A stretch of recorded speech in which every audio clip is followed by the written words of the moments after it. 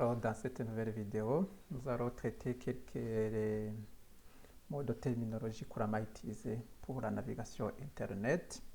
Et c'est le chapitre 4 du cours d'initiation à l'informatique qui est dispensé dans la classe de bac M pour le groupe polytechnique de l'Université du Burundi.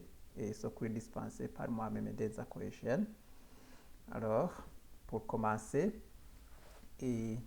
et tout d'abord, j'ai organisé ce chapitre sous forme de questions et de réponses à traiter directement pour comprendre un peu les terminologies couramment utilisées pour la navigation Internet et sur Internet. Alors, qu'est-ce que c'est l'Internet? L'Internet signifie International Network. Alors, Internet, c'est juste un réseau mondial qui est fait d'ordinateurs répartis à travers le monde et qui sont interconnectés. Et le web, c'est le service qui permet d'accéder aux différentes pages sur Internet. Et un navigateur, c'est un logiciel qui nous permet de chercher les pages sur le réseau Internet. Alors, qu'est-ce qu'un URL?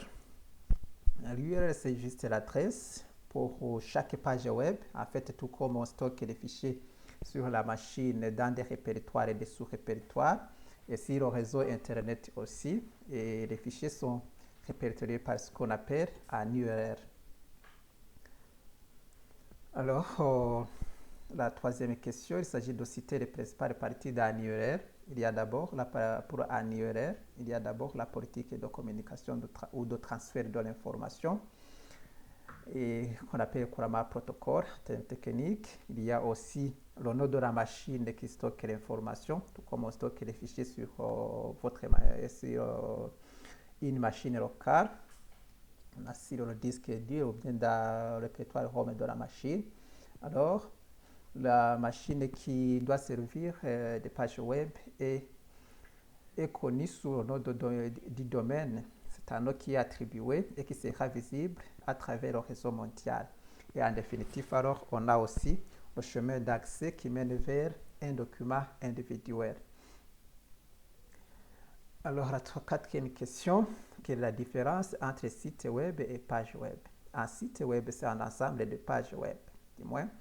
Quand on met par exemple, quand on implémente par exemple un site web pour le service de vente en ligne, on aura par exemple des pages pour afficher le formulaire d'identification d'un visiteur ou bien d'un client.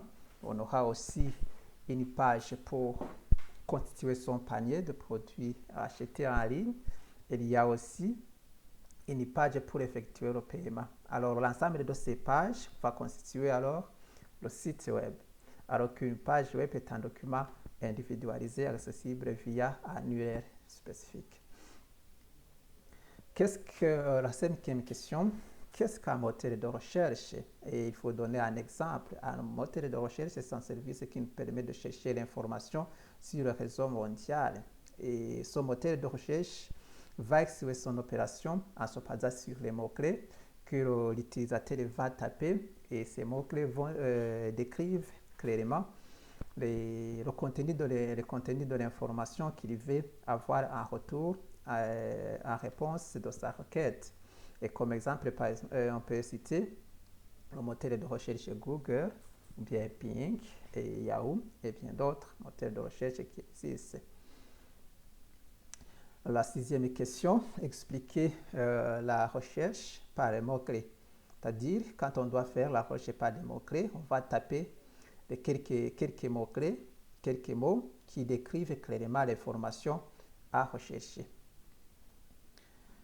La septième question, à quoi servent les opérateurs de recherche? En fait, quand on fait la recherche, quand on fait la recherche par des mots-clés, et les moteurs de recherche vont essayer d'interroger les serveurs qui sont en ligne et trouver des documents qui contiennent les mots-clés. Et généralement, on a des milliers et des milliers de pages qui sont renvoyées à l'utilisateur qui fait la demande. Et alors, parmi ces milliers de pages, on peut voir que ce ne sont pas tous les documents qui seront utiles. Alors, on peut affiner votre recherche en utilisant les opérateurs de recherche. Et ces opérateurs vont jouer et vont agir comme des filtres et les documents recherchés seront spécifiques et vont cadrer avec les mots-clés de l'utilisateur. Et la 8e question, comment vérifier la fiabilité d'une source? Tout d'abord, une source doit avoir son auteur et l'auteur doit être connu, mais aussi il faut vérifier et il faut comparer cette ressource avec d'autres ressources et voir si la même ressource a été fait objet de référence par d'autres utilisateurs. Et il faut aussi regarder la date de publication, si elle est ancienne ou récente. Et une information qui est ancienne, de temps en temps, dans certains moments, ça peut avoir évolué et peut-être considérer des concepts qui sont assez courants plutôt. Alors, la 9e question, citer de bonnes pratiques de sécurité. Alors, la première mesure de sécurité à prendre quand on fait la navigation sur Internet, il ne faut jamais divulguer les mots-clés. Et s'il y a des sites qui vous demandent de produire vos mots-clés, il faut le faire en faisant confiance au site qui en fait la demande.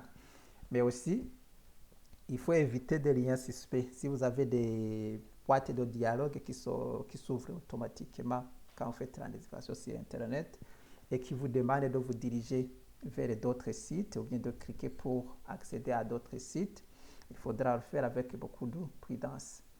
Et la dernière question, qu'est-ce que c'est l'hébergement web? En fait, l'hébergement web, on peut comprendre